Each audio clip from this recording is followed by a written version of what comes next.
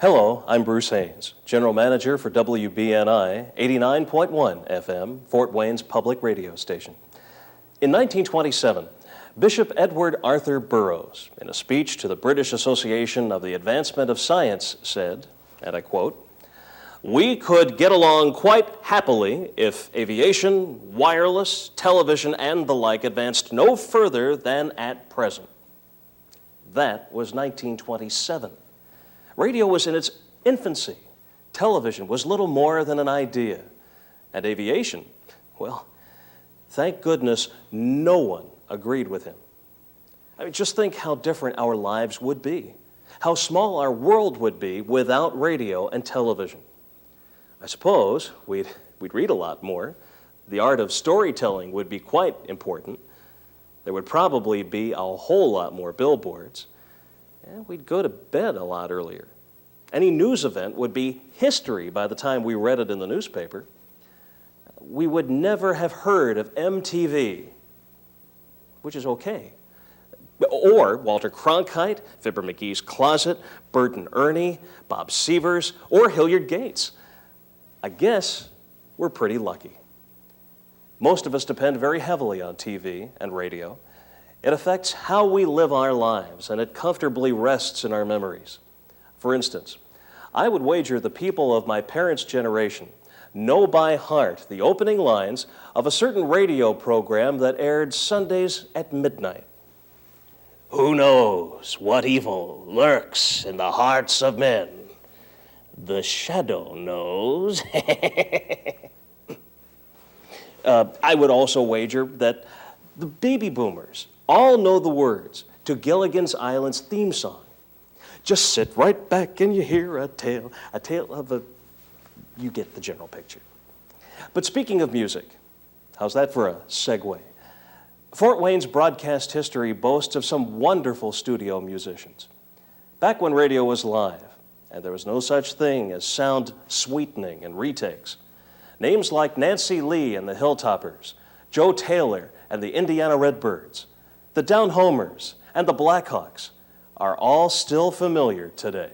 In a little red barn on a farm down in Indiana, land to lay my backbone stack of new home hay.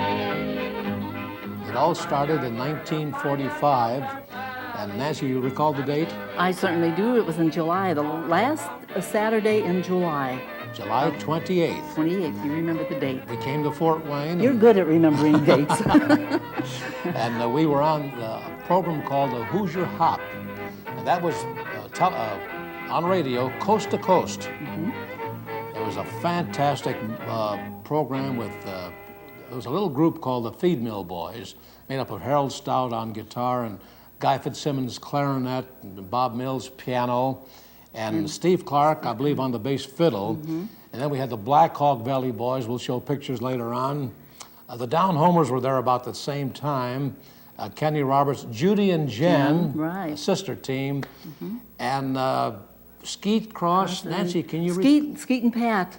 I don't think Pat was on the air too much. She did most of the shows on the road with Skeets, but the Skeets had a lot of skits. And then there was Happy Herb Hayworth. Happy Herb Hayworth, yep. And then also Sari. Remember Sari and Elmer? They were on the radio show. Shirley Bowersox. Yeah, Shirley Wayne. Shirley Wayne Bowersox. Mm-hmm. But that was basically the cast on that program, and it was Saturday night, and then later it went on the ABC network coast to coast again on Tuesday nights. We also had a Nancy Lee and the Hilltoppers half-hour ABC network show on Saturday mornings. Mm-hmm. And I'll never forget one time our announcer, Bob Seavers, had a cake in the oven or something, but he couldn't make it. But they, of all people, Hilliard Gates was the announcer. Mm-hmm. So we put a pair of cowboy boots on him and overalls, and he felt right at home. But that was kind of historical. Hilliard Gates with Nancy Lee and the Hilltoppers, coast to coast on the Hoosier Hop Saturday morning version. But I think the fun really began in broadcasting when we joined up with Jay Gould on the Little Red Barn. We worked, I think, 6 days a week, wasn't it? Monday through Saturday. Yep. And the thing I loved about working with Jay, you'd come in the morning to do the show, and you never knew what he was going to say. You never knew what he was going to do. And he'd pull something right on the air that you had no choice but to answer or whatever. So that's the part of working with Jay I just loved. Jay Gould loved working with Nancy because, again, she was never at a loss for words. No. She always had that enthusiasm and zest for what she was doing. Jay Gould really, in my estimation, was the most talented man that ever came across the pike from Walkashmi Township, Michigan, to Fort Wayne on WOWO. This man was a philosopher. He could preach a sermon. He was Wrote a lot of poems. He was a poet. He was a composer of music. He was a musician, played the piano, the organ, the Hammond organ, he loved it, played trumpet. And he was a fantastic farm services director. Mm-hmm. So like I say, he was a multi-talented man. And also a great singer, a ballad singer, comedy songs. He did it all, and he loved every minute of it. He's a very creative person. He was the host of the Little Red Barn. Bob Severs came in later. Bob was in the Navy about the first year we came. Bob came around 1946. Bob, remember Nancy, Bob was a dentist in the Navy. He worked on the Captain's Bridge. Yes, oh, Sam, please, no. No, but Jack Carmen, our violin player, was in the service too when we first came to the Fort Wayne area. So Bob and Jack Carmen were both kind of out of the picture till they got out of the service. And then when Jack Carmen, he was in Germany at the time, and then when he was discharged from the service, then he joined the group, and then Roy Hansen was part of the group, played the bass fiddle, did comedy, and sang, and we had a lot of fun doing our shows. The old Hoosier Hop started, and they had such people as Herb Hayworth, Oklahoma Bob Albright, Ambrose Haley and Mary Lou, Shirley Barsox, who later became famous in Hellzapoppin, the show that went to Broadway in New York City. It was mostly country western music. I think because at that time the people still hadn't been exposed to the big bands who brought out the more popular tunes that they had, and it just evolved from what you had learned in your particular community, you know. Starting in the church, you might say, that's about where the first music started, because you had to make your own entertainments, you know. And it just evolved, and everybody learned to play a guitar. They could play about 3 chords on a guitar, similar to some of the music I hear today. I might be a little biased in that. Yeah, we had a lot of fun, and then they also, that was the start of the remote pickups of the bands. The big bands, as I said, started to come in, and there was Maury Cross and Earl Gardner and Henry Lang, such bands as that. The broadcast from the Berghoff Gardens and the old Chatterbox, which is in the old Anthony Hotel, and the Uptown Club, as they called it. Riverview was an old dance hall, and Lincolndale was an old dance hall, but that's where all the people went, you see. And it turned into quite a thing, and very popular then in those days. Of course, the more that they broadcast, the more popular the establishments became. And also, the more exposure that the people had in broadcasting, the more it meant for them, too, because then they got extra engagements, too, see. So radio was a godsend for the entertainment field.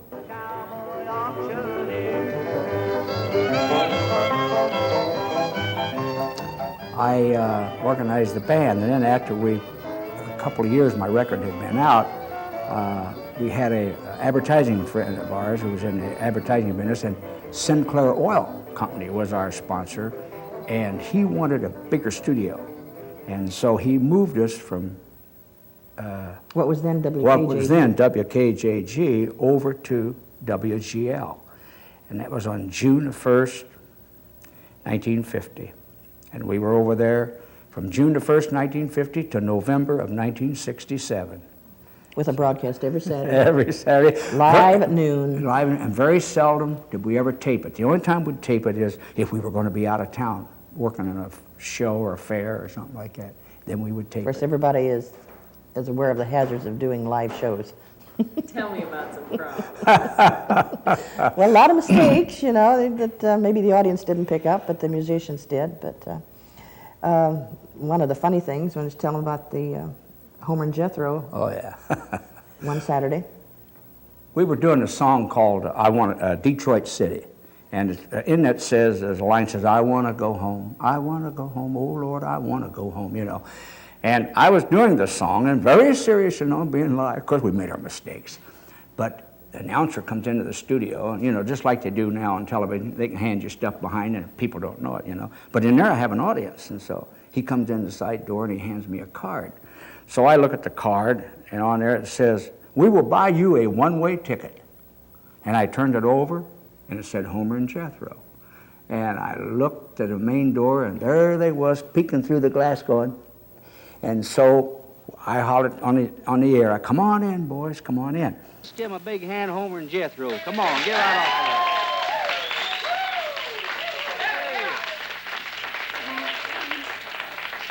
of there. Hey, that's more noise than you guys stirred up when you was born, you know it? How'd you know? You ought to know, though. I guess you was there and seen it. Joe, this was Homer. Yeah, he is a lot older than we are. Yeah, we'd like to say a few words here, Joe. Happy birthday to you. Happy birthday to you. Happy birthday, old Taylor. Old Joe Taylor. Old Joe Taylor. Happy birthday to you. Well, thank you, fellas. Thank you. You want to know something? Yeah. Just exactly when they're in their right mind, friends, they're first with everything. You guys are the first ones to sing me a birthday song. Yeah, we just knew that it was your birthday. See, I mean, we find out these little things. Hey, I wonder if they got any of them, any cars down there at Swanson's with the fenders mashed we could buy. Well, I imagine they I'd like to get one that comes all ready for city driving. Well, I think Jack DeHaven could fix you up down there. You know, Joe, back in January, we did an appearance on the Chevy show. Mm-hmm. And I don't know if you remember the show or not, but Pat Boone and Roy Rogers and all those big wheels were on there. And they gave everybody a little memento for the show. They gave Pat Boone a Corvette. Prizes, too. Yeah, they gave Pat Boone a Corvette, and they gave Red Foley a red convertible. And they gave Homer and I a real nice set of windshield wipers. See, we didn't make our living at this. We were semi-pros. We were the minor league. Of course, you make a little side money, but you don't get paid to play. You get paid to set up and tear down. That's the way I look at it anyway. But we enjoy it, and that's the name of the game. And when you enjoy it, the people enjoy it. I think the people, you know, they're the smartest ones in the bunch. They're your audience, and they can see, you know, and I think whenever they know you're liking it, they like it too. And we've got a lot of friends out there, a lot of friends. well, Joe always says he doesn't have any fans, he has friends. That's right. Where you are tonight. It goes back a long time for me. And by a long time, I mean back to 1941, when I was in college. And I was sang with a group, Close Harmony group, that did a live NBC show out of Fort Wayne on WOWO, which was then affiliated with the NBC Blue and Red networks, actually. I think it was Blue Network. And we did a Saturday noon show on the station and ran an hour, and it was called Indiana Indigo. And our group was called the Indiana Indigos, and consisted of myself, lastly myself really, Lillian Lane, who became quite a singer and a star attraction. She went with Claude Thornhill and later with Tex Spennicky and some of the real big name bands. Then Norm Carroll was piano, and he sang with us too. Gene Brown Bosselman, who was a real great organist and played for years on the WO staff band, and that consisted of Norm Carroll and Gene Brown and Dick Galbraith and Guy Fitzsimmons and let's see, who else? Tommy Longsworth. Tommy's still around, and Tommy was a sales manager, but he was also the bass player. So everybody kind of doubled in brass in those days, and it was a great studio production, done almost like you'd imagine it to be when they point the finger to you and you're on and you start singing. And we had another group, was the Black Hawk Valley Boys. They sang and played with that group. The band always did a number of numbers. We did an opening and a closing number and one number in each show as a vocal group. And it was real exciting. It was a big deal for a kid that was in college, and I thought it was a tremendous opportunity at that time. Then I went later on when I got out of school and back in the business. I joined WGL early on, and that was in the early days of radio too. Convenient neighborhood locations. Fort Wayne National Bank invites you to bank at the bank that's setting the pace.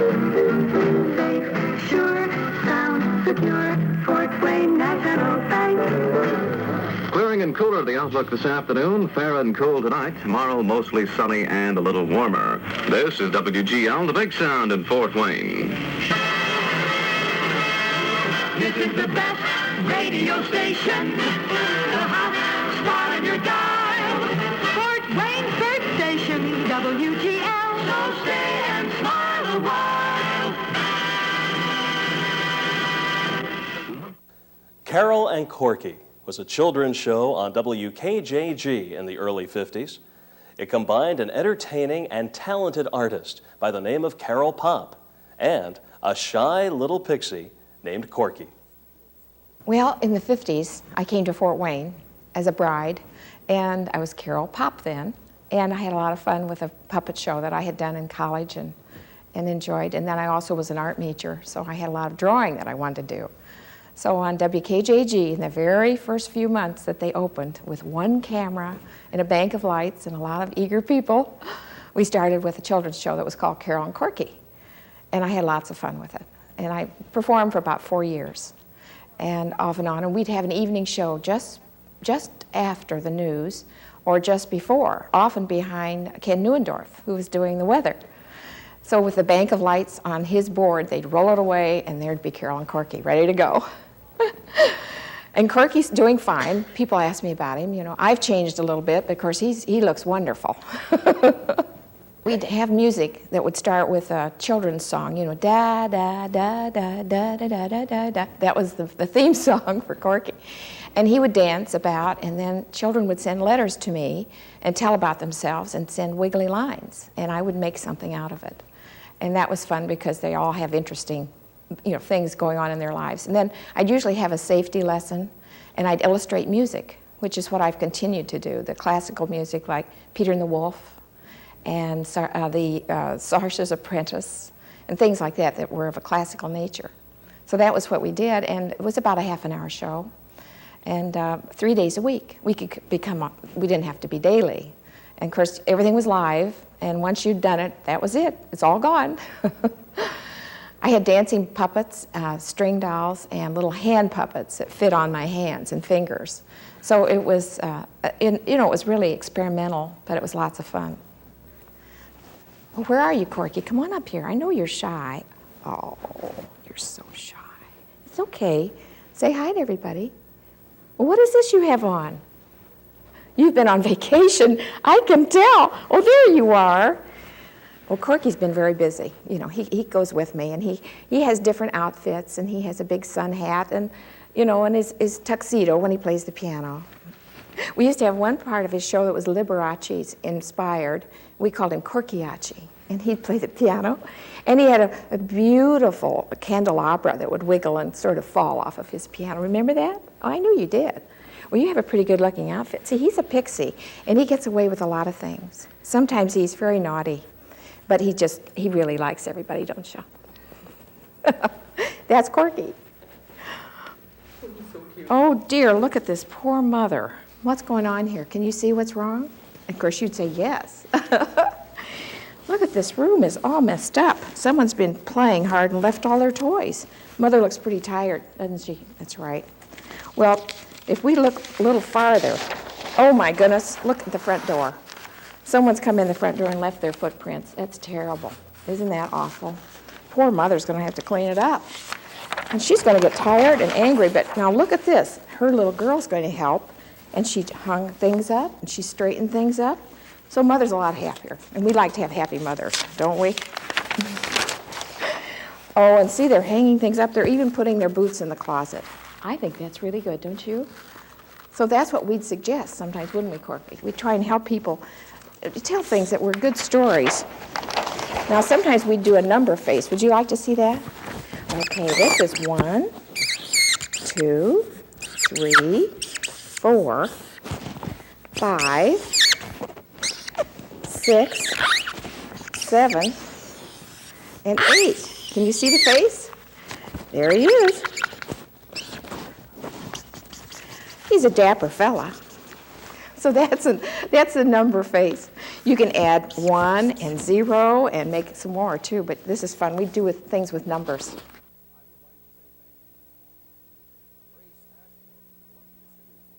A natural for both radio and television, of course, is and was sports. And there's never been a shortage of sports or sportscasters here.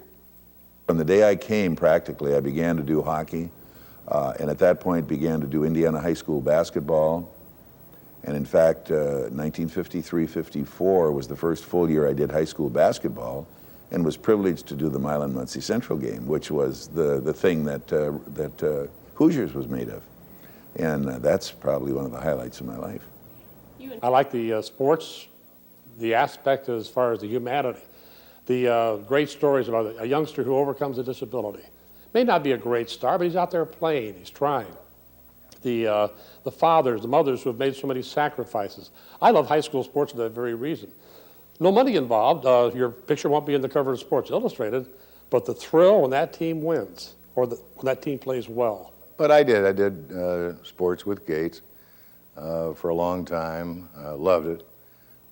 He took me places where I had often dreamt about being, and the first time that we wandered into the Notre Dame Stadium, and it had introduced me to Bill Stern and Ted Husing and Harry Wismer, and guys that I had, they were my idols. I'd never heard of Hilliard Gates before, but I'd sure heard of them. So, but we had a lot of fun things, and a lot of good things happen on those events. News for 10 years at WOWO, and then I was news director at the end of that time for a couple of years. Left there, went to WPTA. I should back up, because I was also, at the same time as I was doing news, I was also doing a sports talk program 2 days a week on the station. That was actually the forerunner to sports talk of today, and it was probably one of the early sports talk programs in the country, because that was back in the mid to late 70s when that show was on the air.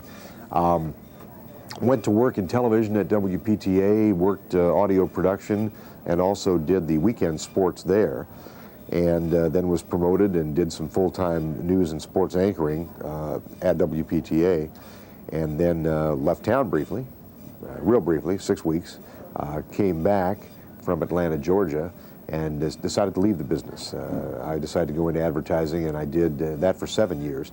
But about a year after I was back and working in advertising, WOWO called and said, "We'd like to resurrect the sports talk show. We'd like for you to do it." And I said, "I would love to, but I think I need a partner," and talked to them about getting Dean Fantazzi to come in and do it with me. And that program has been on the air now for over 6 years. And that's probably what I'm best known for. I'm probably best known for sports broadcasting in the community, even though for the first 10 years that I was here, the 2 days a week of sports talk and high school basketball tournaments were the only sports I did. As I still like sports today, since I knew I really wasn't an on-air person per se, when Hilliard would do the high school basketball games, I would be one of his many assistants, because back in those days, we didn't have a lot of the technical facilities, and I used to sit next to our audio engineer, and we try to gather all the scores from around the area, and when I would get the score, I would phone them into the station. Well, now, of course, with all the computers that we have, basically you can just put that in a computer and you get the information right away. But I enjoyed it because it gave me a chance to see the sporting events and also be a small part of the production. But yes, Hilliard spared no expense when it came to putting on a good sporting event on television. And I give Hilliard a lot of credit because every year as the equipment got better, Hilliard tried to make sure that the station had that equipment to work with. And I guess I stayed more on the local scene because of the way we worked and the things we did. And of course, Hilliard, with his vast fame as an NBA announcer, even in the radio days, and then of course, with the television connection and the many good friends he had in the business, had more opportunity to sort of branch out into the national field. And let's face it, he put Fort Wayne on the map in many, many areas. And we've always been good friends. I was always anti-Notre Dame football, mainly because the engineer on the programs, Glenn Thayer, was always for them. So we would always bet my meal money, which was $5, on whether or not they would win or not. And they were playing at Cleveland and Notre Dame and Navy. And I'm spotting one of the teams. We always had the home team, a spotter from that university, and then I spotted the other team. Pointed to Hilliard about which one had the ball because you can't watch everybody at once. And the Cleveland Stadium had large pylons every so often. And all of a sudden, a guy by the name of Clyde Scott, they call him Clyde Smackover Scott, intercepted a Notre Dame pass and goes about 75 yards for the touchdown. And Gates doesn't know who it is, because his spotter, Fred, is standing on the top of, standing on his chair, yelling at Smackover, "Go, you, go!" And he still tells that one to this day. You know, he had to practically pull me down off of the chair to find out who it was that scored the touchdown. But the guy that held it together, the glue, was a fellow by the name of Len Davis. Len's been retired many years, but Len was the total consummate sports reporter and sportscaster. Every high school basketball player, I'm sure, in northern Indiana, and every coach knew Len personally because he would do 100 basketball games a winter. And if he couldn't find a high school game, he'd do a junior high school game. And the word always was, when it got to tournament time, that he'd load up the signal so that it went in a great big oval way south and way north, even though it shouldn't have been, just so he could go and sell people in Decatur and Angola some spots. But, I mean, he's definitely a pioneer. In fact, one thing that happened to me, the first basketball game I ever did on WoWo, in those days we used to sit in section 25, row 1, just above the rail, and they had a big table there. So I'd studied my lineups, and we were doing a county tournament. I was getting ready to do the state. So what had happened, apparently, one of the teams, their jerseys got wet, something happened. All of a sudden, they all changed jerseys. Now, the county teams in those days didn't have a sequence of jerseys where you wore them in one, home and away. All of a sudden, two teams come out in totally different numbers, and I'm going, wow, what's this? Didn't match up. And here was Len Davis sitting alongside me doing the game, and he knew all those kids, their parents, he knew them all. And while he's broadcasting, he is writing a spotting card for me. While he's doing it, he slides it over to me with all the right names. Probably saved my broadcast career. I'll never forget it. Color television sets were introduced to Fort Wayne single-handedly by the self-proclaimed king of color TV, Red Rarick, in the late 50s. First carrying Capehart color TVs and then RCA, Red was also the king of promotion. He had a truck with neon signs advertising his color TVs. His store windows were lined with color television sets facing outside, and they were always on. A speaker allowed viewers to hear as well as see, and boy, were there viewers. Bill Mullins, current owner of Rarick's Rent to Own, says people would bring blankets and sit on the sidewalk to watch television in living color. Well, one of the advertising phrases used most by the store was, "When it's in color, Rarick's is open." The man sold a lot of color TVs that way. Designed for the girl on the go, a stimulating, up-to-date look at today with an eye on tomorrow. So began a program promotion from WPTA in 1968. The program was This Morning with Marcia Sicard. Well, it would have been approximately, I think, 1965 and 1966, and I had a daily public service, what they called then, public service show on Channel 21. At that time, it was owned by Sarkis Tarzian, and he was out of Indianapolis, so it was sort of absentee ownership, and we were permitted to do anything we wanted to do. And I was producing the show, and we did some very exciting things, sort of, I think, maybe ahead of its time, and since nobody was particularly supervising us, we got rather creative. And for instance, we did a show on primal scream therapy, and we had a whole therapy group in the studio, and they all sat around a circle and screamed. Now, I know that sounds sort of boring, but it really was terribly exciting.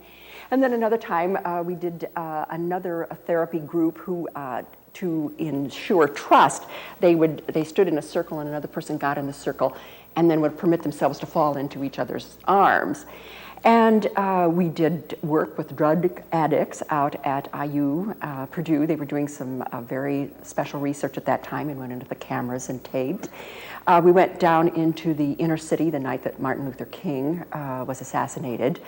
We were also a little bit conventional at times. We had a cooking segment each week and a book review segment. It was interesting to me that the book review segments were among the most popular, but we also took on some very controversial books and used words, not bad words, but used words that were still not in the idiom of that period. But of course, that would be, really pretty conventional stuff today. I thought it was very important to have a sophisticated show in Fort Wayne. And it went over very well. And it was wonderfully fun to do, and I met great people. I loved it. And it started me on a whole new career, really. Of course, Marcia Sicard is now Marcia Adams, and her cooking program airs in every market in the nation on PBS.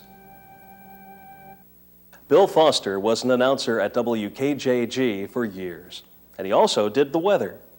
He just recently retired and moved to a warmer climate, but he left many hilarious memories behind with the people that worked with him and watched him. Most of the humor stems from the fact that the commercials he did were live, when anything could go wrong. Of course, Bill is famous for his many Azar's Big Boy commercials. Bill had done the first commercials that were ever done for Azar's Big Boy, and they had phenomenal success because they would do the spots at around 10 o'clock at night. He'd end up always eating the Big Boy sandwich, and the juice dripping down, and it looked so good. And people would make a mad rush out to Azar's #1 restaurant, I think it was at that time, and which was the one on, was just closed up here on Jefferson Street, West Jefferson. And they would go out there, and it was drive-in, and you went out and got that sandwich, and they did a tremendous business. And they used nothing but television. They were the first people around here that I know, the first company around here that I know of that was exclusively television for a while, and did a good job with it. You want to hear about Bill? I don't think he'd care if I told about it. He was doing a commercial in front of Ken Neuendorf, and we were preparing to move Ken aside after the weather, and I was to be ready. And this commercial involved demonstrating a Formica top table.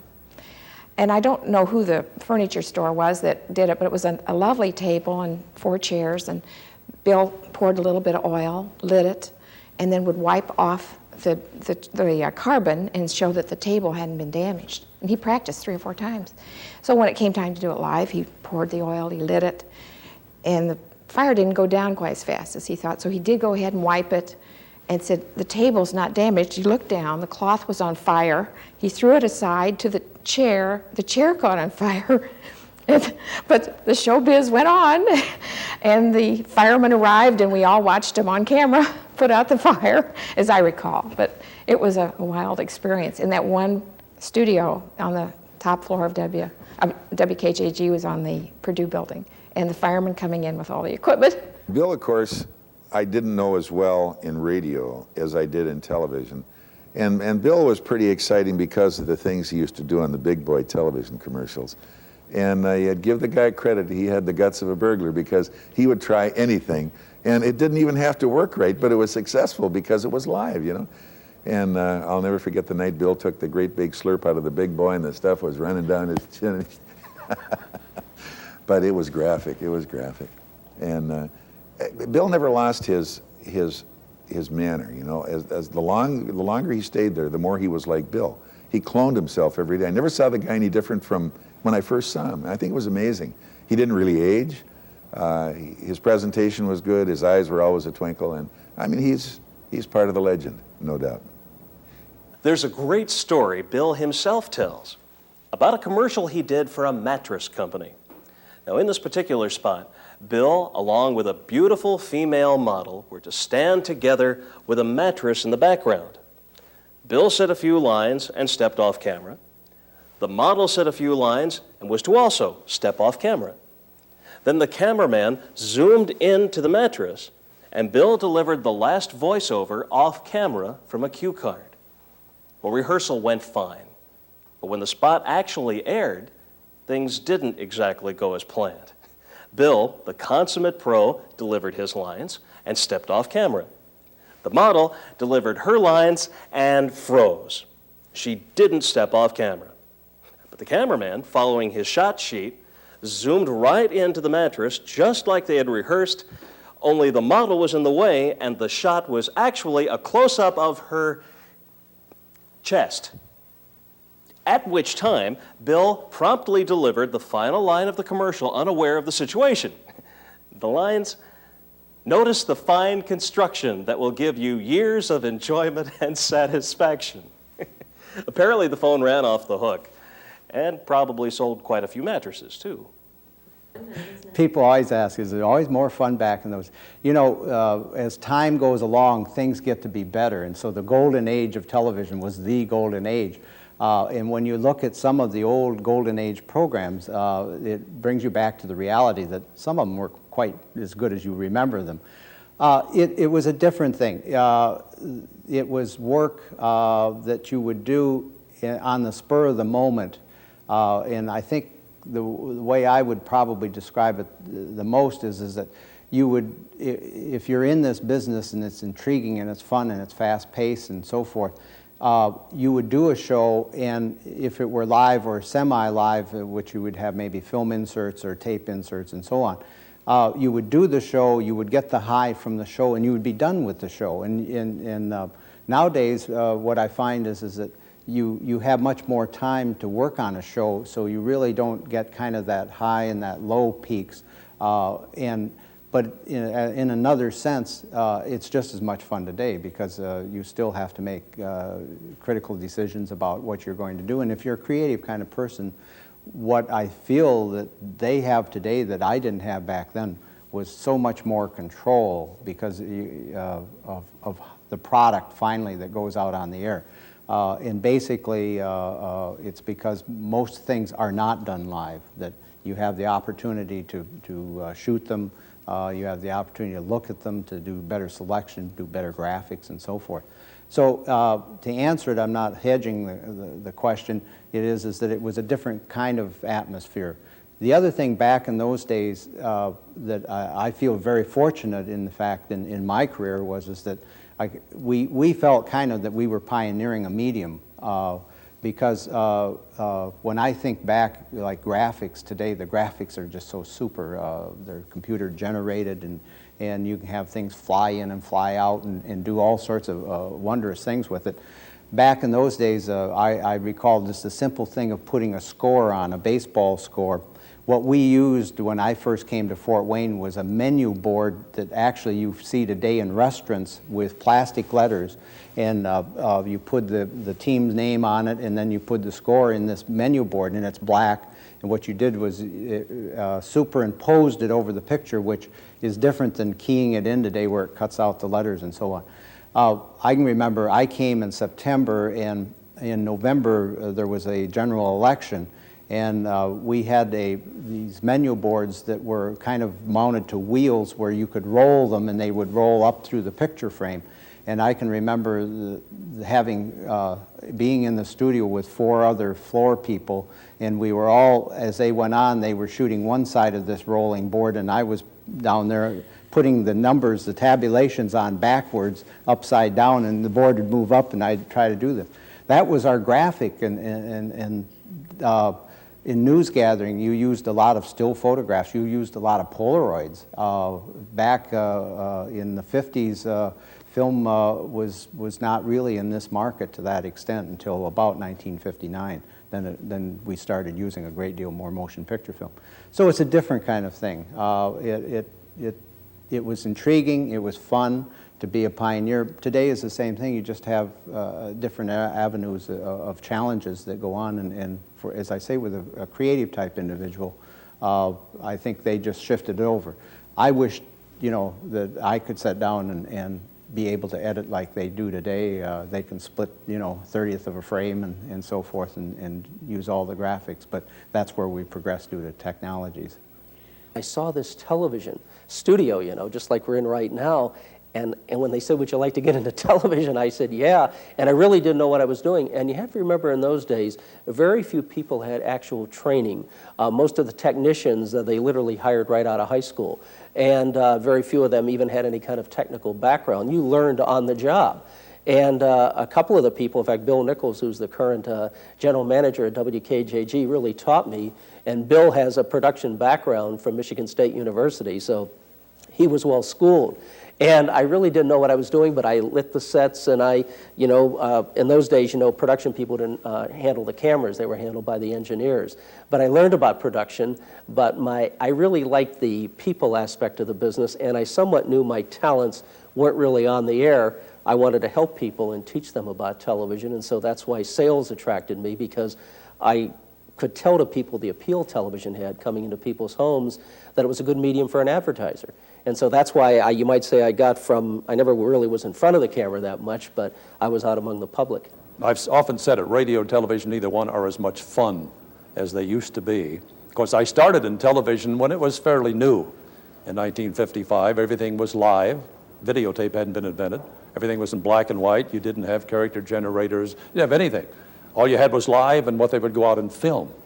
And still pictures, which you'd mount and they'd show it during the news or whatever.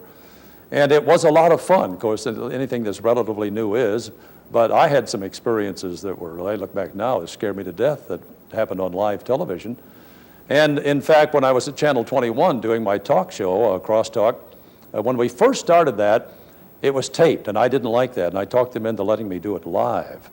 And so for the next 6 years or so, I did the thing live, and I had telephones taking calls all the time in every show, and I didn't use a delay. I just thought whatever comes over is going to come over, and you know, people loved it. The audience loved it, because you never knew what was going to happen. And there were some strange things happen. But I've always had the philosophy, and I guess it's part of what I learned with the stations that we owned in Denver and Phoenix and so forth at that time, that the station that built a good news operation generally became the #1 station in the overall. And that certainly has been true here. It took us a while to do it, but because the competition was good. At that time, KJG was the #1 station in news and loud and clear. Reed Chapman at Wayne was fighting the battle there to gain some viewership, and we came in and we didn't sneak in, we came in and did a lot of promotion and a lot of work. Developed Eyewitness News, which was at that time was a kind of a handle that a lot of ABC stations were using across the country, and just built from there. Television news had been something you had to do. They didn't give them much equipment, they didn't give them any money, and basically tried to play it to a minimum. It was boring. It was somebody getting on there reading and reading and reading, no pictures. But about the time that I came to this town, general managers found out that they could make money hand over fist. It was easier than stealing to do good TV news, and some very talented people found out that they could fill a sense of social obligations by getting involved in doing news in a way that was important and relevant and in some ways activist. So I was lucky enough to be here at a time when there were people who were socially conscious, intelligent, involved, and wanted to really do the job well, backed by a management who found out they could make a lot of money off them, and we really changed the way that television news was done in this town at the same time the similar revolution was going on all over the country. We had our share of green film and film that was underdeveloped, and you'd get a story on the air any way you could.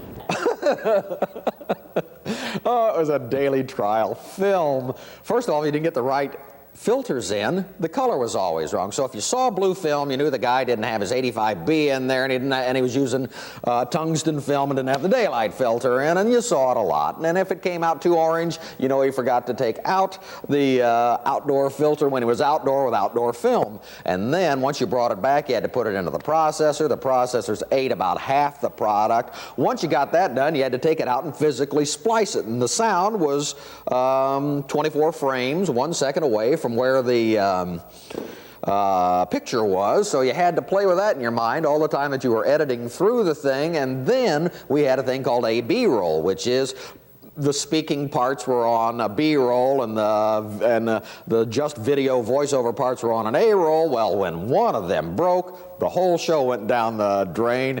It was fun watching TV news back then when one of those things happened, because they'd kind of do something different every time in order to shuffle through it. But you saw there were more mistakes on the air back then than you see in a year of TV now.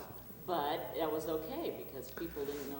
Well, no, it wasn't okay. It was, we were struggling to be better, but screwed up a lot of newscasts. And nobody is very happy to have his spot go bad. You know, the reporters are angry, the anchors look a little goofy, the directors are screaming at somebody, and the poor film operator down there is, you know, it was stupid things like if you left your glue open for too long, it'd lose all its sticky ability, and then the stuff would fall apart during the middle there. It was a horror working with film. I did it, but it's like being able to shoe horses. Nobody needs it anymore. I'm kind of proud that I was ever able to get a 60-second voiceover on the air using film, because you really, now it's one button, and if you see the picture, you got it. Then you didn't know until you got home and asked whether all the work you had done that day was for any good at all. But it was interesting, a daily challenge to do film. There's no other business, is there, that is as much fun, I don't think. Maybe bungee cord jumping, but other than that, I don't think there's any other business. Broadcasters are known for their storytelling abilities. We just couldn't let some of these stories get away. You know, there are plenty of WOWO stories. I don't know if anybody has recounted the day that a couple of nameless phantoms streaked Bob Sievers in the studio back when streaking was the big craze on college campuses. Bob was doing his show one morning about 6:30, and suddenly a couple of stark naked men with scarves around their faces ran through the studio and ran back out. Bob was on the air at the time, and you know Bob, you've heard the problems he has with live commercials. He broke up and had great difficulty with this one. Management was not amused. Management put out a memo saying that if they found out who the two streakers were, those people would be summarily fired. They never found out. In truth, I believe that one of them was probably about third in command at the station at the time. I can remember, in fact, when we get back to talking about original personality radio, I was very lucky to be in the vanguard of what went on. I learned so much and had so much fun. But all of a sudden, there I was, yes, married, and hadn't made a great deal of it, and along comes son Kurt, who's now 33. The program director at WOWO had this fantastic quandary saying, look, I don't know whether you better say anything about it. All these women that are listening to you think, God, what a gorgeous hunk. If you tell them you had a kid, you're going to blow the whole audience. I resisted it tremendously. And he said, all right, try it, but don't overrun it. And I mean to tell you, within days, I had hundreds of cards congratulating the wife and I and the kid, and people would call. And it was just one of those things. It was a lesson we all learned, how much we were a part of the way people lived. One time, Norm Carroll and I, on a morning program, we always had a hymn that we sang. And this hymn was In the Garden. And so we sang the verse. When it came to the chorus, we couldn't remember it. So we kept going back and repeating the verse and never did get in the chorus. As we said, we never got out of the garden. I used to have pets and animals on from the Humane Shelter, you know, as an adoption type thing. And somebody from the shelter would bring them in, and we'd put them down on the floor, and of course the cameras. And you can't go wrong with animals and kids, right? And one time, one of my guests felt something warm on his leg, and one of the little puppies we had there had lifted his leg. Of course, we're live, you mind you. And that was rather embarrassing. And I had another one just about the time I put it down on the floor. He was a little beagle hound, as I recall. Put it down on the floor, you know, and of course the camera went down, got a beautiful shot, and pretty soon he squatted. And he went all the way. And the camera stayed on him, and I kept going, motion to get off him. And of course he left the aroma of water spaniel wafting across the studio the rest of that program. The thing about it, when I first met Sam, You're not going to tell this. Yes, I am. He had the same manager as I did, and I was looking for a spot in radio somewhere, and so was he. And so our manager, he said, Nancy, I'm getting a group together to go to Shenandoah, Iowa. Would you be interested? And of course, sure, I'd go any place. I wanted to get started, you know. So I auditioned with the group. I came home that night and I told my mother, I says, no, I'm not going with that group. I said, I can't stand that accordion player. 51 years ago, and I'm still with him. You still what? I'm still with him. Oh, I says you still can't stand that accordion player. I don't like hot lights. I perspire very easily, which is one of the reasons that I was the first man to ever do full frontal nudity on television. I should explain that. Back in the Army, I was up in Alaska. We had a very primitive TV system. I was an anchor man, and I perspired very freely. You have to wear wool uniforms in the Army. So, being bent mentally as I am, I decided, hey, I'm behind a desk, who's going to know? So I had my waist up, my uniform on, and was rather exposed underneath the table, but nobody could see that until one day the cameraman didn't put the viewfinder on correctly. And at a sharp movement, the viewfinder became airborne. I'm thinking this is the only viewfinder in Alaska. So I stood up to grab it. I don't know if that's basically the reason why I got into radio. Well, Elvis, that was his first trip to Fort Wayne in 1957 at the Memorial Coliseum. And he was promoted by a group called Trio Enterprises, which oddly enough also owned the hockey team at that time. So, and there were many, many restrictions on how you could get to be a part of even being close to him in those days. But because of Ernie Berg, who owned Trio Productions, I had no problem getting to where I wanted to be. And we were in a reception area in one of the dressing rooms in the Coliseum. In fact, one that is still used by the referees at hockey games. And so we all assembled in there, and lo and behold, in walks Elvis. And Colonel Parker was with him that day. And at that time, his fame had not even come close to reaching its apex. But he had a lot of notoriety because of his, quote, vulgarity. I mean, after I got to the man, I mean, it was such a misnomer, it was incredible. They didn't like the way he shaked his hips, the way he shook his hips and stuff. You know, and they'd never met the man. Well, I was a little skeptical, sort of, but I really had to see this guy. And I remember Ann Colon and I were vying to see who was going to get to him first. So Annie says, look, Bob, I got to be back on the air at a certain time. Is it okay if I go first? You never let a woman start talking. Annie just about blew the doors off Elvis to start with. But he was very gracious and gave me an awful lot of his time.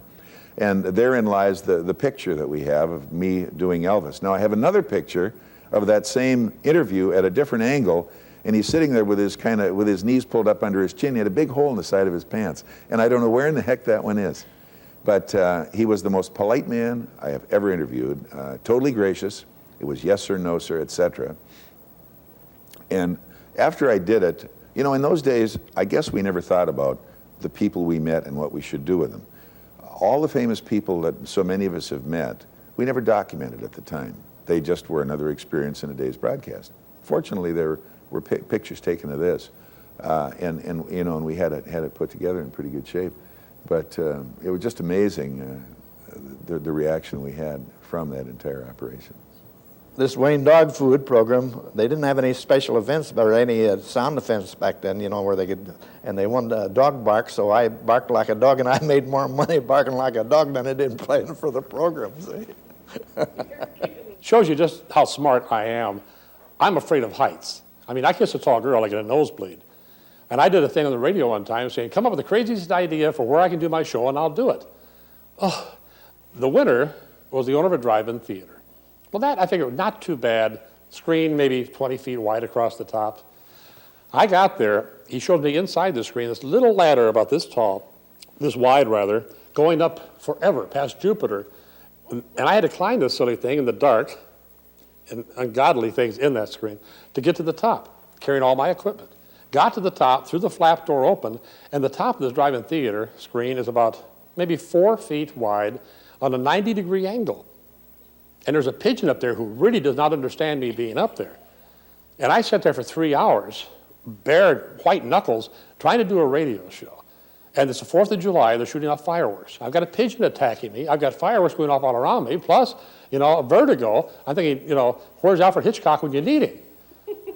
I was always doing crazy things like that. Afterwards, it's fun to look back on it, because I managed to get back down. The greatest thing about this whole episode, one of my listeners, who's as crazy as I am, must have called the local pizza place. Because I'm up there, scared to death, doing my show, and all I say, I hear somebody coming up to the rungs of the ladder. And pretty soon I see this pizza come up through the gate. And then Mr. Cool, oh, yeah, I do my show up here all the time. Nothing unusual about this. And this poor pizza delivery man is going bonkers trying to figure out, there's a guy up here. And he gave me the pizza, and I tried to act real nonchalant about it. He's probably still telling his friends about, there's a strange man with a wild pigeon up there eating pizza. But that's part of the business I like. You do a little crazy thing once in a while, you have fun, if you survive. Everything about radio and television has changed. And at the same time, a lot of it has stayed the same. Although I doubt seriously whether a program like Moon River could survive today. Moon River was an old radio show that combined love poems with romantic organ music. But then on second thought, MTV is closed. But in 1958, Edward R. Murrow spoke of the time when broadcasting was proud, alert, and fast. It still is. I'm Bruce Haynes. It's nice to see live people, you know? Yeah. You Only know, thing about it, them two boys that just finished. Talking to Smokey, it's good to see live people. Yes, it is. Say, you boys were on Smokey's show this morning. I heard you. Yeah, he wouldn't let us do much. Smokey had a nice show out there, you know. He kept doing commercials and all that stuff. Wouldn't let us talk. Smokey's a good boy. I tell you, this boy's got a great future behind him. And I'll tell you one thing. I just like to wish Smokey everything that we have. Flat feet. Ulcers, dandruff, and my 1956 income tax penalty.